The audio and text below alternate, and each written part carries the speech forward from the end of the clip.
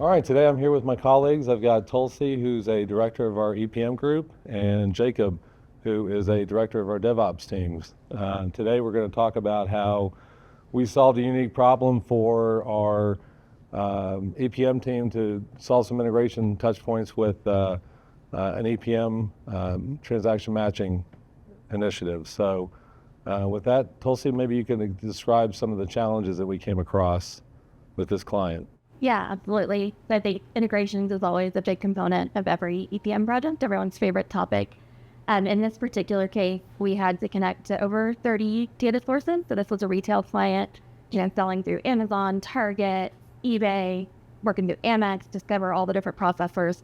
So lots and lots of different data sources that we needed to bring together in order to do the reconciliation process.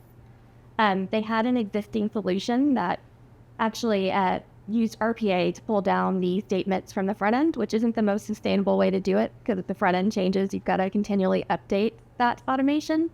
So we got together with our DevOps team to come up with a better way to address that gap in solutioning for, I think, 5 out of the 30 sources. We ended up with needing to come up with a workaround where a file wasn't available, and was able to work with Jacob's team to come up with a creative solution.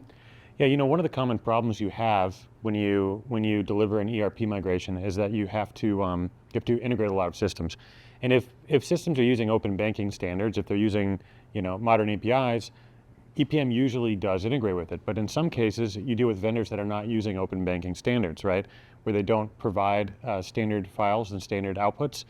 So you have to integrate. And so what we did was we wrote custom integrations with code, but we were able to just dump the data and then use EPM Data Integrator and EPM Automate to pull that data into EPM very smoothly.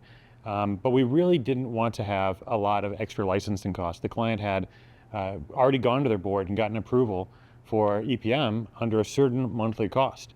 And they didn't want surprise fees at the end of it for additional licensing of additional tools. So we wrote a little bit of Java code, and then we used a tool called Jenkins, which is an open source, free DevOps tool that we've used in the past as a tool for orchestrating automated jobs to run on a regular basis. And a lot of people think of Jenkins and they say, oh, that's just for automating code deployments and writing, and compiling code. But really, Jenkins is just a generic tool for scheduling and running software, right? At the end of the day, whether you're compiling code or pulling data from a bank or from an e-commerce platform, you can use the same tool.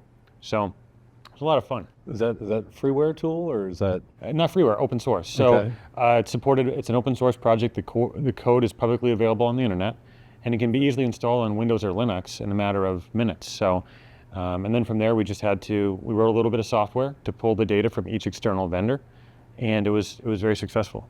Yeah, and Jacob, I think we leveraged APIs, correct, in order to kind of decide on what fields we needed, working with our functional team, leveraged the code then to pull the data so that we could do a more near real-time integration. And I think the other thing, every client, right, wants to have this process fully automated. We didn't want to leave them with either a manual process or a process they had to consistently maintain. If we had tried to replicate the previous RPA solution, we would ended up in that situation. So I think a credit to Jacob's team is really keeping in mind that we needed that fully automated. This is basically automating the daily pull from these different 5 of the 30 different sources, right? So 25 were fine. They follow the standards. The other 5 did not want to incur all the additional fees. So we automated this process for them. Yeah, and actually each of the external vendors, there are actually 6. 5 of the 6 actually had open APIs that were documented where we could connect to the API and pull data. And the beauty of that is APIs tend not to change, so the maintenance costs get very low. And some of these actually, when they were using the prior vendor, they still had people logging in daily and pulling things at 4 in the morning so that they could get their orders out on time, right? Yeah. And so it was actually, we really, by migrating to EPM and doing a little bit of this automation, we actually really improved their business process, allowing them to deliver orders faster as well as lower the costs.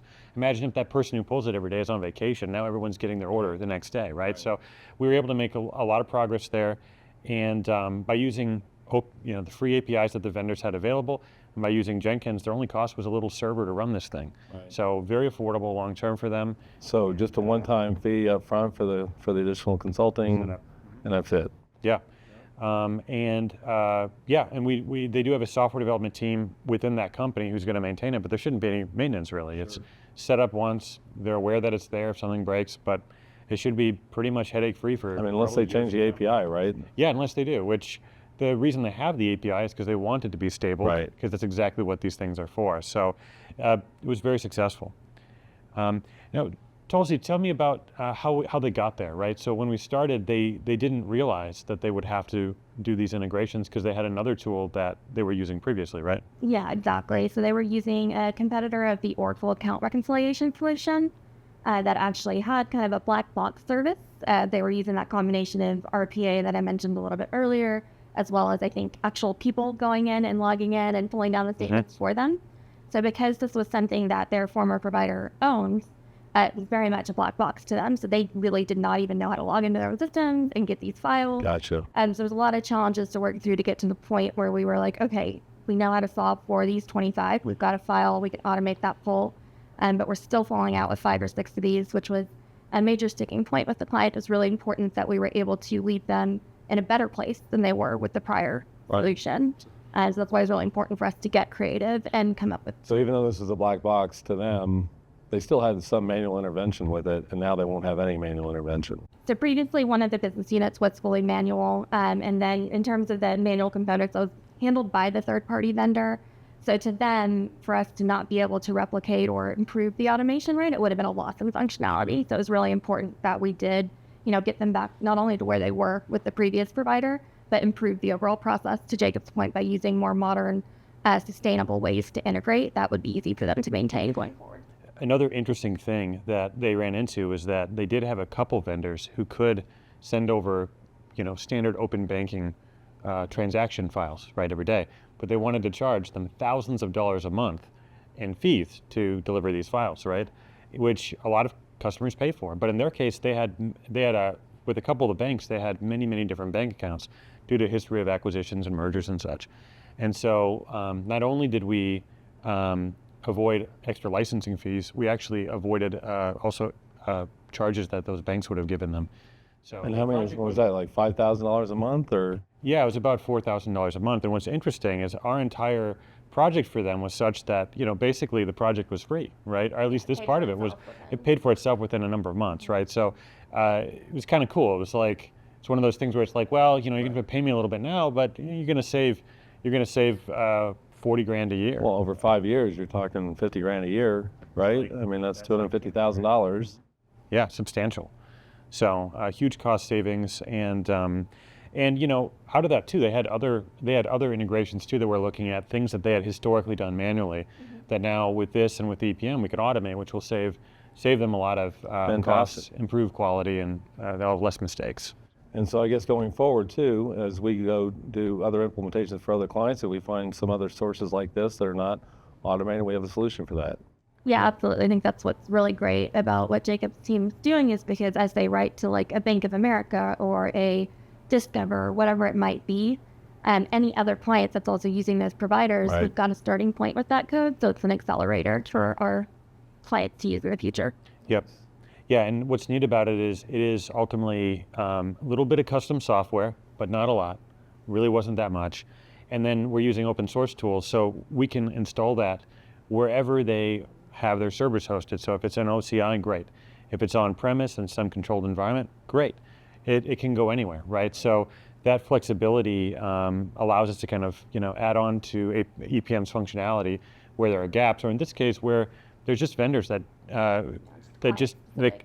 client-specific vendors that where they do need that integration. It's important for their business, but with a little bit of glue, we can glue it together and really deliver value. So this wouldn't even be unique to EPM integrations going forward. It could be any type of integration. Yep, e-business suite. Scenario with like cash management within an ERP system. Right.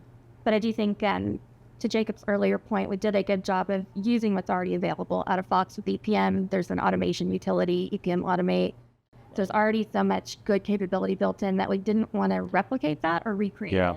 That was to make sure we were handing off at the right point to use the capability as it was intended, but also fulfill the particular gap we were dealing with in this case. Yeah, so EPM Data Integrator has a tool where you can give it a transaction file, a flat file, a spreadsheet, right? of transactions, and you can map saying these fields map to these fields in EPM, right? They already had all of that. So what was really neat was, and why I say it was so little code, is we didn't really have to do that mapping in custom software.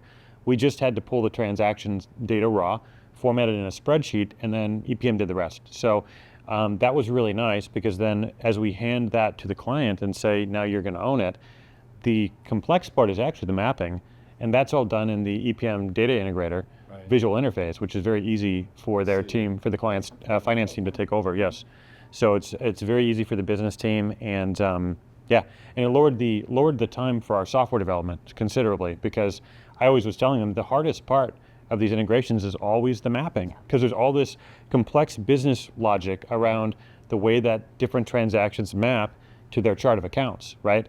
And now that's solved because they can do that in EPM Data Integrator. So Tulsi, this is something I think that's unique, that we previously did not have these capabilities. So talk to me a little bit about how you guys got together to figure out this solution. Yeah, absolutely. So our team came over with the EPMI acquisition that happened about a little over a year ago. And before that, we were very specialized in EPM, focused on that area. We still are. But had we hit this situation before we'd been acquired, we would have, had to find another partner to find these DevOps capabilities in order to fill this gap. So one thing that was really exciting for our team was just actually talk to our CEO, Scott Morrell, over a dinner, mentioned the problem we were having, and he was like, you should really talk to these folks on these other teams. Ultimately got connected to Jacob so that we could put our heads together and come up with a creative solution. Yeah, and like EPMI got acquired and joined Centroid, was it 2 years ago? About a year ago. About a year ago. My company, Intellitive Consulting, actually joined Centroid about 4 months ago, although we've been working with Centroid for about a year and a half prior to that. And so it was really neat to be able to kind of take your EPMI knowledge, take our knowledge of software development and DevOps tools, combine it, and really create a really lasting and affordable solution for the client. Well, I think this is just some of the synergies you start seeing when you have these acquisitions come together and you say, well, hey, how can our teams work together in solving problems for our clients, right? I think that's one of the unique things that Centroid offers to our clients, is a lot of breadth and depth of services that even a couple of years ago didn't have. So fantastic. Wonderful. Well, thank you for all the information on this. This has been fantastic. Yeah, thanks. Glad to be here. Appreciate it.